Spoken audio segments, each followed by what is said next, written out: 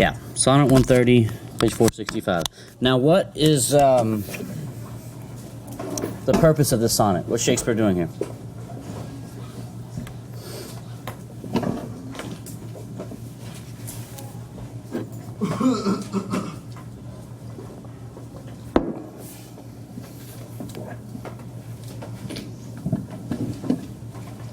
What did we talk about last class period whenever we mentioned the idea of the ideal feminine or female beauty?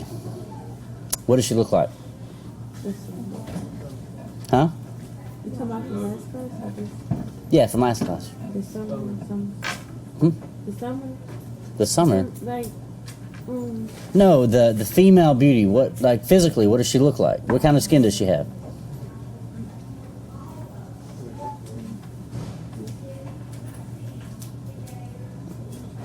What you looking at me like that for? Did we talk about this? Yeah, she's supposed to have really, really pale skin. you talked about the summer. We talked about a deer. Okay. Well, then I was about to get really mad at y'all for no reason. Okay. I mean, I know we talked about the deer and all that, but we did cover Shakespeare. We did cover the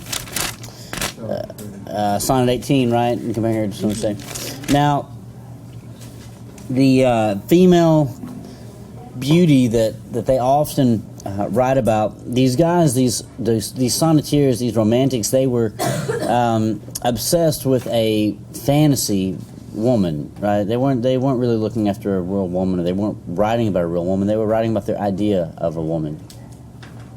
And as we probably all know, our idea of the perfect person is very different from the reality of that perfect person, because it's perfect. And what they often did, first of all, the problem was that these sonnets, right, they originated in Italy, and they would translate these Italian sonnets into English. And I explained that to you guys, right, about the laziness of the actual words, the content of the words. And so this Italian beauty, so oftentimes it would be with this fair skin and all this stuff. And so there's a lot of remnants of that left over, and these sonneteers that weren't very good, they kind of took it and ran with it. Well, Shakespeare came up with something a little bit different, because Shakespeare, like I said, his poems had content that had some weight to them, and he was actually trying to say something. And sometimes they were serious, sometimes they were funny, or a combination of both, which is what we've got here on Sonnet 130. It says, "My mistress's eyes are nothing like the sun. Coral is far more red than her lips red. If snow be white, why then her breasts are dun. If hairs be wires, black wires grow on her head. I have seen roses damasked, red and white, but no such roses see I in her cheeks. And in some perfumes is there more delight than in the breath that from my mistress reeks. I love to hear her speak, yet well I know that music hath a far more pleasing sound. I grant I never saw a goddess go, my mistress, when she walks, treads on the ground. And yet by heaven I think my love as rare as any she belied with false compare." So what's he saying?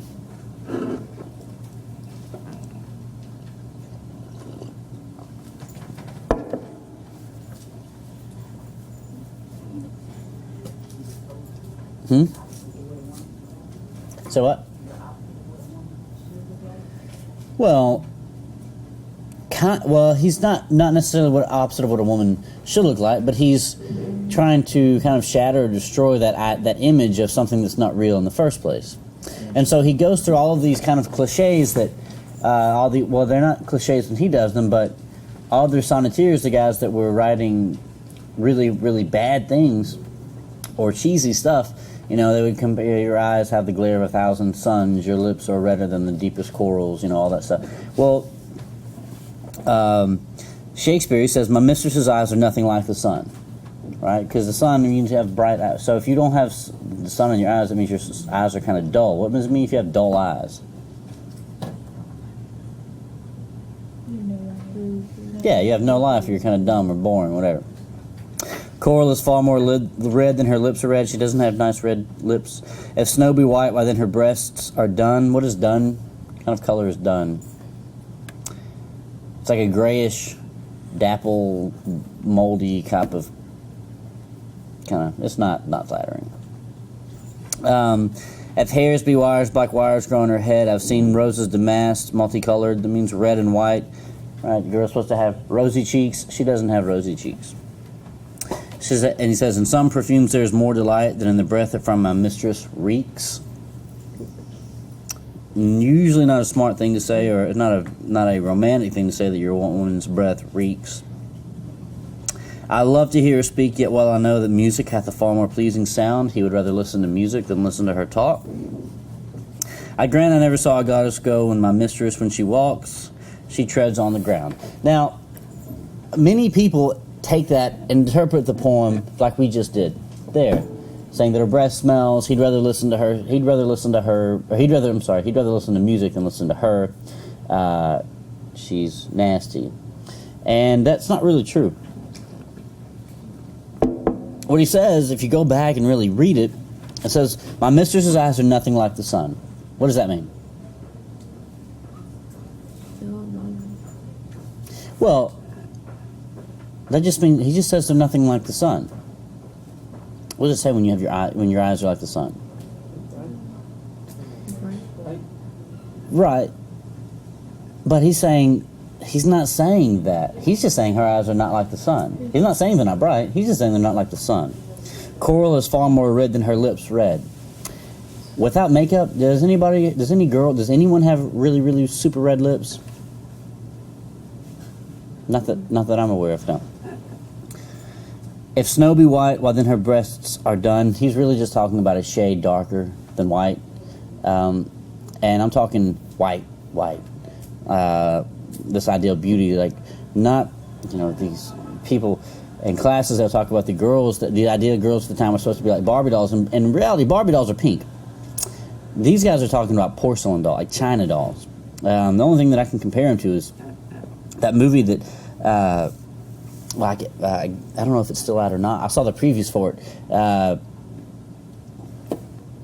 Sucker Punch, with the little girls that dress up like in doll uniforms or something, and they fight ninjas and all kinds of crap. Anyway, it's a real movie. I saw the previews like a million times. I know you guys. Okay. Anyway, there's a girl on there, and she's a blonde-headed girl with pigtails, and her skin looks like it's spray painted on with white spray paint. Like that's the kind of that kind of colored skin, and he's just saying that she doesn't have like translucent, transparent skin, which is a good thing too. If hairs be wires, black wires grow on her head. I have seen roses damasked red and white, but no such roses see I in her cheeks. She just doesn't have rosy cheeks. Not a big deal. And in some perfumes is there more delight than in the breath that from my mistress reeks. Is he saying that her breath smells bad? No. What's he saying? He just don't smell it. Well, he's just saying that some perfumes smell better than her breath. Which is, a pretty fair statement, I would say. I don't know anyone that has breath that smells better than... Much hard to please or what? Huh? Is it hard to please or what? No, he's saying here that in some perfumes there is more delight than in the breath that from my mistress reeks. Now he uses reeks on purpose because reeks doesn't sound very pleasant or very aromatic, does it? That doesn't sound like, yeah. So he's saying that on purpose, but in reality all he's saying is that her breath doesn't smell like perfume. Now I don't think that that's a very hard guy to please. He's not saying, because we'll get to the end of the poem and we'll see why. I love to hear her speak. Yet well I know that music hath a far more pleasing sound. So he's not really saying that he would rather listen to music than listen to her talk. He's just saying that music sounds better.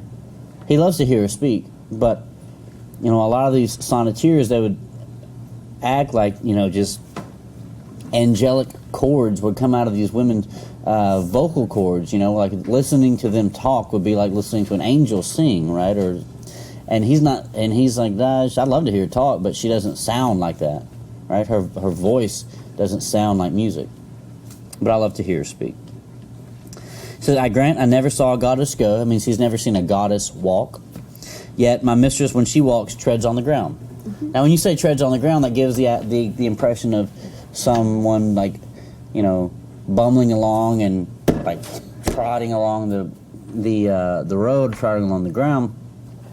But how do goddesses? How do they? When goddesses come and go, how do they normally do that? Well, they normally just kind of float along or fly along. Their feet don't touch the ground. But she's not a goddess, right?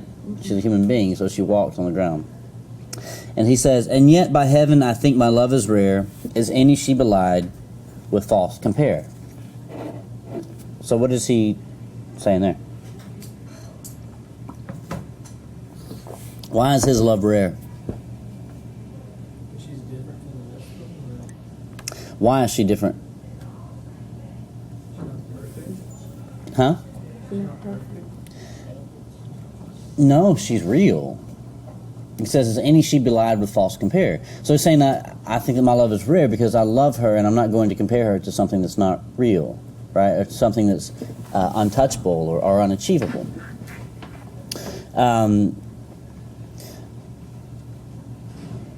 So, again, the idea here is that he's taking this ideal form of beauty, and this is one of my favorite sonnets of Shakespeare, because he's taking what this romanticized ideal form of beauty, which is not a reality, it's a fantasy. I don't have to talk about so many times about fantasy in here, and the idea that, I mean, what's the problem with the fantasy? Not real.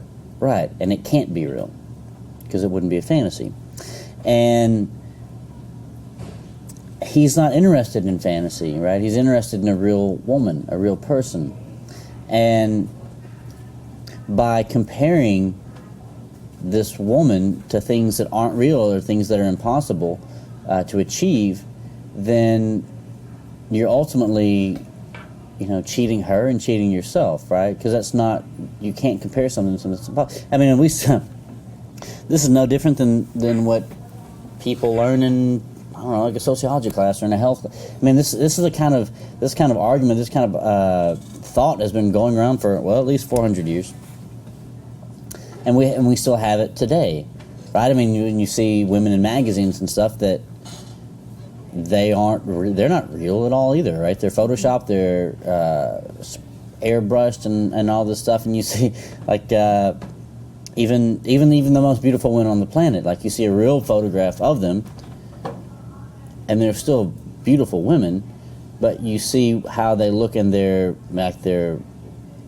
Maxim articles or their Sports Illustrated or whatever, when they are photoshopped to make their waist look 8 inches smaller than it is, and their waist is small, as tiny as it already, right? Where they can suck it down, they can airbrush lines and curves, and so comparing a real woman to that, or comparing anything to that,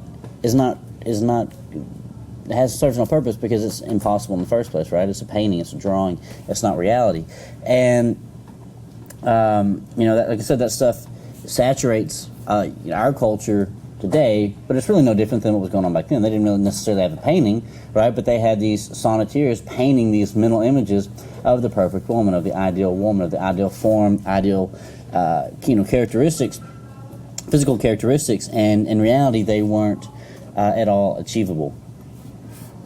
And so he takes this form, and what makes this funny too is that, and how he spins it on his head, is because he takes the form, which was always, I mean, that's what this form was known for. That's why this was the sonnet was used, was to make a love letter to this imaginary girl, or tell a girl that she's like this, right? So he uses this form, he uses this template to tell the girl that she's the opposite from that. She's, but not in a bad way, she's just a real person. And we'll see that on